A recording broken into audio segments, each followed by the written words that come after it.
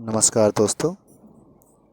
आज हम लेकर के आए हैं क्लास थर्ड का chapter number 6 an arrogant crow और पार्ट। इससे पहले हमने इस चैप्टर में देखा कि एक क्रो होता है, एरोगेंट घमंडी क्रो होता है, जो गूद से जो हमारे हंस होते हैं उनसे डिबेट करता है। चलिए शुरू करते हैं। In few days probably, the goose replied calmly, but why do you ask so? कहता है कि कुछ दिन पहले शायद, और गूज जो है वो बहुत ही शांति से ये पूछता है कि लेकिन but why do you ask so, लेकिन तुमने ऐसा क्यों पूछा? I am feeling awfully tired said the crow. और जो क्रो है वो कहता है कि मैं बहुत बुरी तरह से थका हुआ महसूस कर रहा हूँ। I don't think I have another flap left in my wings. और कहता है कि मुझे नहीं लगता मैं एक और जो फ्लैप है, एक और बार जो है पंख को फड़फड़ा सकता हूँ और अब मेरे विंग्स से उड़ सकता हूँ। सो व्हाट, तो क्या? Why don't you try some of the acrobatics. फिर कहता है तो क्या, तुम एक्रोबैटिक्स ट्राई करना नहीं चाहोगे?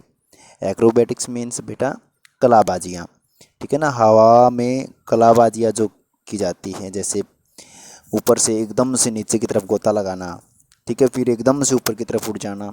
जो पक्षियों को आप देखते हो बहुत बार वो ऐसा करते हैं, तो उसको हम एक्रोबैटिक्स का नाम देते हैं।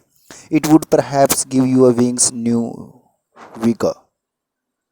और कहते हैं कि शायद ये तुम्हें जो है तुम्हारे विंग्स को जो है एक नया शक्ति, एक नया उत्साह, एक नई उमंग, विगर मीन्स एक नई उमंग, एक उत्साह जो है आपके पंखों में भर दे। The goose said smilingly. Smilingly means थोड़ा सा मुस्कुराते हुए ऐसा बोलते हैं। But the crow was not even in a position to talk any more. लेकिन जो कौआ था उसकी हालत तो बहुत बिगड़ चुकी थी। वो जो है ऐसी हालत में ही नहीं था कि वो ज़्यादा तो बात कर सके। Seeing the pitiable conditions of the crow, the goose heart filled with pity. Seeing the pitiable, pitiable यानी कि दयनीय, ठीक है ना। कहते हैं कि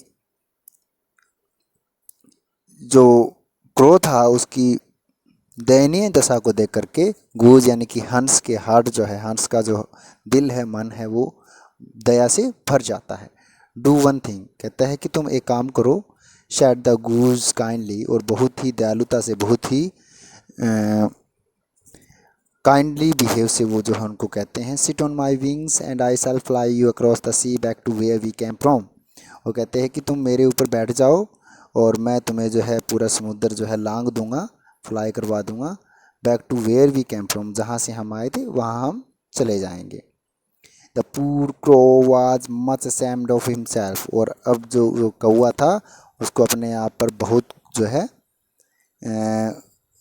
बुरा लग रहा था। ashamed यानी कि शर्म जो है उसके अंदर आ गई थी। हाउएवर, हालांकि he had no other options, और उसके पास इसके अलावा और कोई ऑप्शंस नहीं थे, but to accept the offer, और उसको वह ऑफर जो है वो एक्सेप्ट करना ही करना था। He sat on the clumsy wing of the goose.